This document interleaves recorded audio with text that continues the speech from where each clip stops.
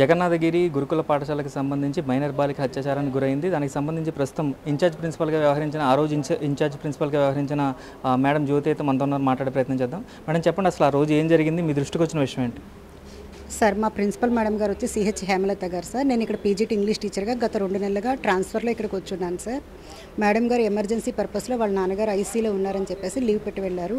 ఇక్కడ కేవలం regular teacher నేనే కాబట్టి 4 రోజులు స్కూల్ ఇన్ఛార్జ్గా నేను ఉన్నాను సార్.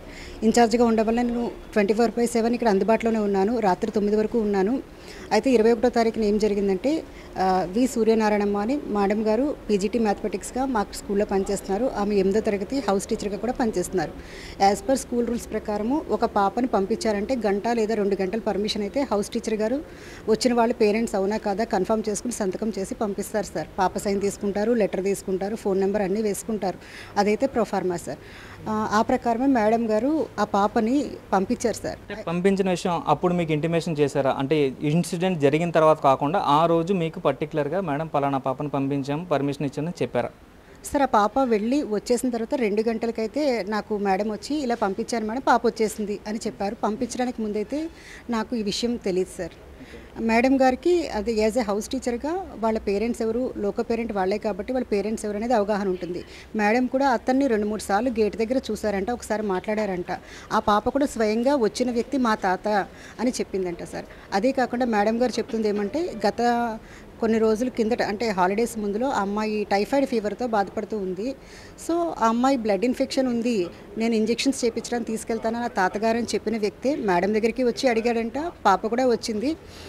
ఇంకా మేడం నమ్మారు ఏమంటే ఆల్రెడీ ఫీవర్తో ఈ అమ్మాయి బాధపడుతుంది కదా, ఇంజెక్షన్ వేయడం కరెక్టే అని చెప్పేసి అలా ఇంజెక్షన్ కానీ తీసుకెళ్ళడంతో మెడికల్ ఎమర్జెన్సీ. మీరు ఇన్ఛార్జ్ ప్రిన్సిపల్గా ఉన్నారు, మీకు చెప్పకుండా ఇక్కడ ఒక స్టూడెంట్ అంటే సుమారుగా 470 మంది స్టూడెంట్స్ ఉన్నారు. ఇందులో ఎవరికి ఏం జరిగినా కూడా ఇన్ఛార్జ్ ప్రిన్సిపల్గా ఉన్న మీరే రెస్పాన్సిబిలిటీ కాబట్టి మీకు ఇంటిమేట్ చేయకుండా పంపించడం కరెక్ట్ అని మీరు అంటారా? సార్, 1 or 2 అవర్ పర్మిషన్ అయితే హౌస్ మాస్టర్ గారు పంపించవచ్చు సార్. అదే 1 day 2 days లీవ్ తీసుకోవాలంటే ఖచ్చితంగా ప్రిన్సిపల్ గారు సంతకం ఉండాలి సార్.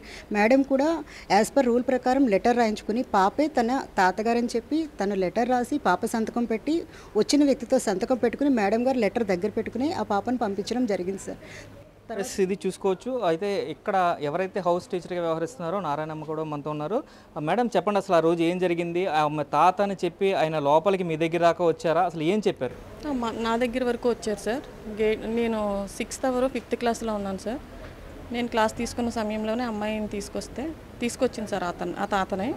ఆయనే మాట్లాడారు సార్ నాతో. అమ్మ, నేను ఇలా బ్లడ్ ఇన్ఫెక్షన్ ఉంది పాపకే, ఇంజెక్షన్ చేయించి తీసుకొచ్చేస్తాను, 1 hour పర్మిషన్ ఇవ్వండి అని అడిగారు సార్. అంటే ఆయన ఇది వరకు నేను ఈ స్నాక్స్ తెచ్చి అవి ఇవ్వడం చూసి నేను ఆ తాతగారిని ఆ అమ్మాయితో చూశాను సార్. దాంతో నేను ఆ క్లాస్ పిల్లల్ని కూడా అడిగి ఆ విషయం తెలుసుకున్నాను సార్. వాళ్ళ తాతగారైన అమ్మ వచ్చింది. నేను కూడా 1 month అవుతుంది సార్ హౌస్కి ఇన్ఛార్జ్గా తీసుకొని. అంతకుముందు వేరే మేడం ఉండేవారు, ఆ మేడం మానేయడంతో అది నాకు ఇచ్చారు సార్. సో ఇప్పుడు ఏదైతే సెలవుల ముందు వాళ్ళ పెద్దనాన్న తీసుకొచ్చి ఇక్కడ హ్యాండ్ ఓవర్ చేశారని చెప్తున్నారు. సో పేరెంట్స్ని ఇంటిమేట్ చేయకుండా ఆ తాత అని పాప చెప్పిన మాటలని మీరు ఎలా కన్సిడర్ చేశారు మేడం? లేదు సార్, వాళ్ళ అమ్మగారికి ఫోన్ చేస్తే వాళ్ళ అమ్మగారు ఫోన్ లిఫ్ట్ చేయలేదు సార్. మా అమ్మ పనికి వెళ్ళిపోతుంది మేడం, మా తాతగారిని పంపిస్తుంది మేడం. ఏ టైంలో చేశారు మేడం మీరు కాల్? ఆ టైంలోనే సార్. ఆ టైంలో మీరు కాల్ చేశారు? చేశాను సార్. కాల్ చేశారు కానీ ఆవిడ లిఫ్ట్ చేయలేదు కాబట్టి తాతకి ఇచ్చి పంపించారు.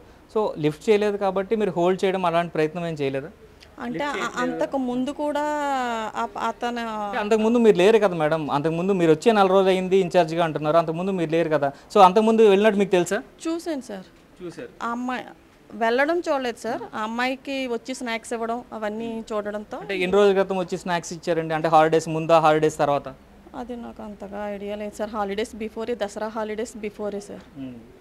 సో అప్పుడు యాక్చువల్గా ఇక్కడ మీకు సంబంధించి ఇక్కడ మెడికల్కి సంబంధించిన వాళ్ళు ఉంటారు కదా, సో వాళ్ళు లేకపోవడంతోనే నేను పర్మిషన్ ఇచ్చాను సార్. లేదంటే స్టాఫ్ నర్స్ దగ్గరికే వెళ్ళి హెల్త్ ఇష్యూ అయితే కనుక కంపల్సరీగా స్టాఫ్ నర్స్ పర్మిషన్ ఉంటేనే మేము పర్మిషన్ ఇస్తాం సార్.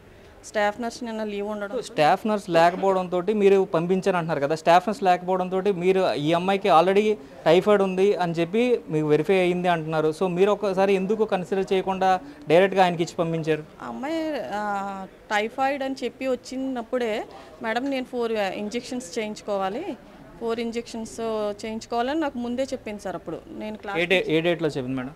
సార్ అమ్మాయి 7th వచ్చింది సార్. 7th అని చెప్పింది సార్. సెవెంత్న అమ్మాయిని చెప్పింది. అయితే మరి 4 ఇంజెక్షన్ చేసుకోవాలన్నప్పుడు కూడా మీరు ప్రిన్సిపల్ మేడంకి ఇంటిమేట్ చేయడం కానీ లేదా వారి పేరెంట్స్కి అవునా కాదని వెరిఫై చేసుకోవడం ఎట్లాంటివి ఏమైనా చేశారు? వాళ్ళ పేరెంట్సే మా అమ్మాయికి బ్లడ్ ఇన్ఫెక్షన్ అందుకే లేట్గా తీసుకొచ్చాము. ఎవరు మేడం పేరెంట్స్ అంటే?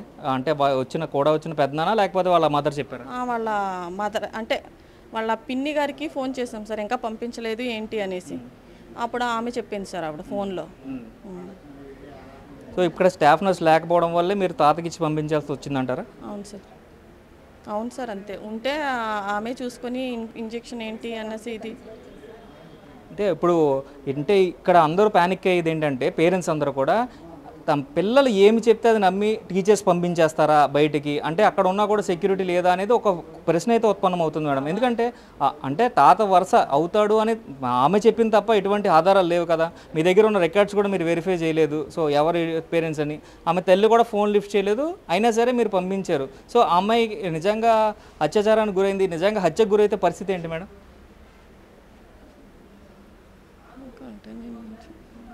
అంతే కదా మేడం, ఏదైనా రిస్క్ జరిగి ఉంటే అప్పుడు ఏంటి పరిస్థితి? అమ్మాయి తిరిగి వచ్చిన తర్వాత కూడా అమ్మాయిలు ఎటువంటి బిహేవియర్ చేంజ్ లేదు సార్, నార్మల్గా ఉంది అంతే. మేము అతన్ని అలానే అతను అంత వయసుకి 62 ఇయర్స్ ఏజ్ అంటే మేము అతన్ని ఆ విధంగా సస్పెక్ట్ చేయలేకపోయాం సార్. ఇది చూసుకున్నట్లయితే ఖచ్చితంగా ఏదైతే మదర్కి ఫోన్ చేశాను, మదర్ ఫోన్ లిఫ్ట్ చేయకపోవడం, అంతకుముందు ఏదైతే దసరా హాలిడేస్కి వెళ్ళి రావడం, ఆ దసరా హాలిడేస్కి వెళ్ళి వచ్చినప్పుడు కూడా పేరెంట్స్ ఆమె బ్లడ్ ఇన్ఫెక్షన్ తోటి బాధపడుతుందని చెప్పడం, ఇంకా 4 ఇంజెక్షన్స్ రిమైనింగ్ ఉన్నాయి మేడం అని ముందే ఆ అమ్మాయి ఏదైతే బాలిక ఉందో బాలిక ఇంటిమేట్ చేసింది కాబట్టి తాత వయసు ఉన్నాడని నమ్మి పంపించడమే మేము చేసిన తప్పు అని ఖచ్చితంగా వీరందరూ కూడా ఒప్పుకుంటున్న పరిస్థితి అయితే ఇక్కడ కనిపిస్తుంది. అయితే కనమ పేరెంట్స్ అందరూ కూడా ప్యానిక్ అవుతున్నారు. ఏదైతే దీనికి సంబంధించి ఈ ఘటనకి సంబంధించి ఎవరేం చెప్పినా నమ్మేస్తారా అంటూ కూడా వారు అనుమానాలు వ్యక్తం చేస్తున్న నేపథ్యంలో ఇప్పటికే డిపార్ట్మెంటల్ ఎంక్వైరీ కూడా కొనసాగుతున్న పరిస్థితి ఇక్కడ కనిపిస్తున్నాయి. కెమెరామెన్ రవితో శంకర్, బిగ్ టీవీ.